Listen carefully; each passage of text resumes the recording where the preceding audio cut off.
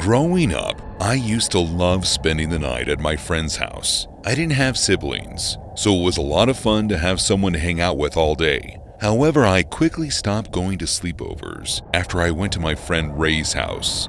You see, Ray had this one neighbor that always seemed like he was staring at us from his house. And one night, things got a little too creepy for my liking, and I figured it's probably best I just sleep at home where I know I'm safe. It was toward the end of summer vacation between 5th and 6th grade, and Ray had invited me over to spend the night. He had just gotten the new Call of Duty, and we were going to play split screen all night. I got to Ray's relatively early in the afternoon that day, and after I had been dropped off and settled in, the two of us decided to go hang out in the yard for a bit, while there was still a couple hours of daylight. Whenever I would hang out over at Ray's, the two of us would always spend a lot of time either near the stream behind his house or jumping on the trampoline that he had set up in the backyard. We spent about an hour jumping that day before we noticed it. Ray was the one to point it out, but as soon as he did, I could clearly see his neighbor sitting on his porch and looking across the yard in our direction. We tried to ignore him for a while, but no matter how much we pretended that he wasn't there, it was like I could feel his eyes on us. They were unwavering, and aside from going inside, there was nothing that we could do to pry them away from us. Ray's dad had spoken to him a few times about looking over at his son, but because he was technically not doing anything wrong, there was really nothing to be done aside from putting a small fence around their yard and cameras outside their doors. So after a little while of trying to ignore his neighbor, Ray and I decided the sun was going down anyway, so why not head inside and have some dinner? We went inside and let Ray's parents know about the neighbor, which sent them on a rant about how irritating it was that they had a neighbor like that. Ray and I finished our dinner as we planned the rest of the night and what game we would start off playing first. And as we previously discussed, it was time for a Call of Duty marathon. As we played, time began to fly by, and before we knew it, Ray's parents had gone to bed, and when we looked at the clock, it read 11 p.m. This was only the beginning of our night though. We planned on staying up the entire evening playing. Sadly, that all came to an end while we were between games. We were in the lobby waiting for the matchmaking to queue us up in another game, and Ray looked up toward the clock, which happened to be positioned next to the window of their house. What he saw caused him to practically throw his controller and let out a loud shriek. He pointed to the window and began saying in a shaky voice that he had just seen his neighbor. Ray said that he was watching us through the window, but when I looked over, I didn't see anything. I quickly got up and pulled the curtains closed, and then began looking around to see if any other windows had been left open.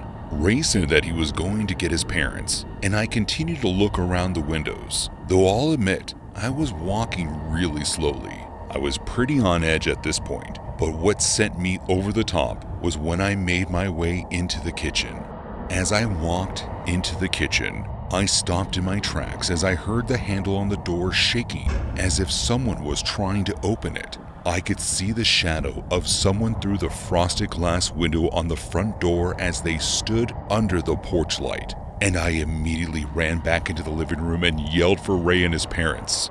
Ray's dad came running through the house, and I yelled that they were at the door. He wasted no time getting there and unlocking it, but when he opened the door, no one was on the other side. Before he could close the door though, Ray's mom came rushing down the hallway with her phone in her hand and tears running down her face.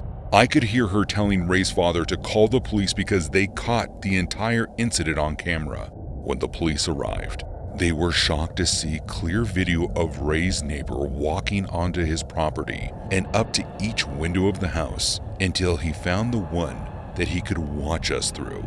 He apparently stood there watching us for about a half an hour before he appeared to be startled, assumingly by Ray catching him. He then quickly ran around the house and tried to break in before being scared off by the sound of Ray's father running through the house. The officers promptly made their way over to the neighbor's house and knocked on the door. The man pretended to have been sleeping, but the police didn't buy his story, especially not with the proof we had. Ray's neighbor was arrested for trespassing, among other charges, I'm sure. I felt bad, but I was too afraid to stay the rest of the night, and Ray's parents ended up driving me home after the police finished up at their house. Now, I only sleep at my own house, where I feel the safest. Growing up, me and my best friend James used to love going over to his grandmother's house for the weekend. The two of us loved to skateboard, and right next to her house, she had a really steep hill for us to bomb down. And on top of that, she lived right next door to a convenience store so that we could stock up on all the snacks we needed. And then after hours, when the store was closed, the two of us would often go and skate in the parking lot, using the curb and parking rails as obstacles to practice our tricks on and over. It really was a bunch of fun, except for the time that we had been stalked by these two guys in an old brown panel van. It all started earlier that day. It was a Saturday, and the two of us were doing our thing, just skating around and trying to keep out of trouble, when we noticed this van that had been driving behind us as we rode down the big hill that I mentioned. The two of us figured that we must have been in their way, so we slowed ourselves down and pulled off to the side of the road to give them room to pass. But to our surprise, they stopped right behind us. We looked over at the two men, and they were clearly staring at us, but they didn't say anything. So after a minute, the two of us just shrugged and began skating down the hill again. Thankfully, the van didn't pull out behind us. At least, not at first. It wasn't until about 5 minutes later, when we had made it to the bottom of the hill and back to his grandmother's house, that we saw the van slowly drive by. James and I were confused, but we didn't really think anything of it. We spent the next few hours helping his grandpa cut and stack firewood, while James's grandmother cooked dinner for all of us. And we couldn't be certain, but we both swore that we saw the same van drive by at least 3 more times. It was really strange, but when all was said and done, we finished our work and ate some food before getting back out on our skateboards. Nightfall came, and the deli next door to James's grandparents' house closed as the two of us were skating outside. We said goodnight to the store owners, and they told us to be safe before heading off in their car. The two of us continued to skate and listen to music for a few more hours before we both stopped as we noticed something in the distance. It was hard to notice because the headlights weren't on, but across the street and down the road a little bit, James and I could clearly see the van that had driven by multiple times before. And it was almost like they knew we spotted them, because as soon as we stopped skating, their headlights turned on.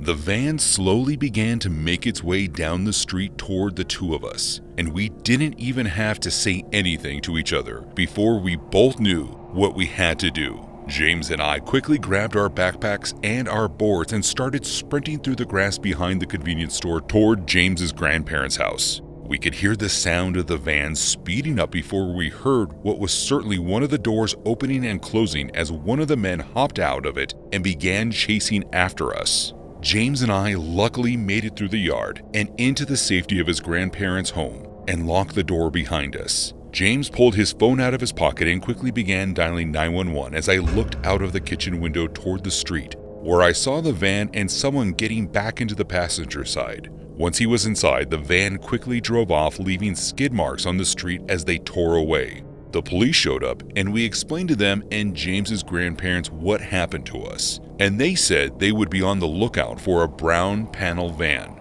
But as far as we know, the van wasn't found, and neither were the two men who were following us around that afternoon. It was the summer of 2009, and we had about a week until school started back up. And to celebrate, my mom and dad let me have a sleepover in the camper that we had in our backyard. I was able to have 3 friends over, and we were going to have a small fire in the backyard, and then go hang out and play board games in the camper while we listened to music over the speakers. It was a really fun idea, and something I loved to do whenever my parents would let me. However, we ended up getting rid of the camper the following year. And it's probably for the best. I don't think any of us would dare sleep out in our yard again after what happened that night. Everything had started out great. The fire was a bunch of fun, and the mosquitoes were surprisingly not too bad that night. But the evening really started when we all loaded up in the camper and began hanging out without my parents. It was just the four of us, and I had my dog Bugles with me. Bugles was a basset hound who was about 4 years old at the time, and he was my best friend for sure. I know for a fact that all my friends and I were thankful that he was there with us that night. Once we were in the camper, we plugged my iPod Nano into the speakers and listened to some music as we played a couple of games of Settlers of Catan with each other. And eventually, all of us were tired, and it was time to go to bed. Sleeping in the camper was great because we all had our own beds that were surprisingly comfortable to sleep in, and we could keep the AC going all night. Once we all decided to lie down, sleep came quickly. However, our dreams would end as quickly as they started. Once we had all been woken up by the sound of Bugles growling. I sat up in the bed and began looking around, and I could see Bugles, who was just sitting in front of the door to the camper and growling as if there was something outside. I decided it was better to be safe, so I quietly got out of bed and made my way over to the camper door and made sure that we had locked it. And then I tried to usher Bugles away from the door, but he wouldn't listen to me at all. He was locked onto whatever was on the other side of the camper door. Chills began to run up my body as I looked around at my friends who had also woken up. They all looked just as concerned as I was, but my buddy Robbie, who was there that night, tried to calm us all down by saying it was most likely just an animal walking through the yard and Bugles could smell it. That sounded like a good explanation to me, but I decided that I should peek out the window just to make sure that we were safe. I was feeling much better thinking that it was just an animal, so I didn't hesitate to crack the curtains and look out of the camper. But what I saw sent me flying backward. I couldn't quite catch my breath to tell my friend what I had just seen at first. And at that moment, Bugles went from growling to barking. He was now standing with his face practically pressed against the door, barking his head off. And when I could find the words, I looked up to my friends and let them know that someone was out there. When I looked out the window, I could see clear as day, someone was standing right outside of the camper door. Thankfully, as Bugles continued to bark, we could all hear the sound of whoever it was running off. My friends and I decided that it would be best for us to stay in the camper until it was morning and just make sure the door stayed locked and shut. And that's exactly what we did. We all huddled together at the table and began playing some games again as we tried to keep calm. Thankfully, my dog stayed up all night with us and would not take his attention away from the door. The next morning, we went into the house and explained what happened to my parents, but you could tell that they thought it was just our imagination. All I know is that we never stayed in that camper again. And as I said, we ended up selling it shortly after that because we didn't use it anymore.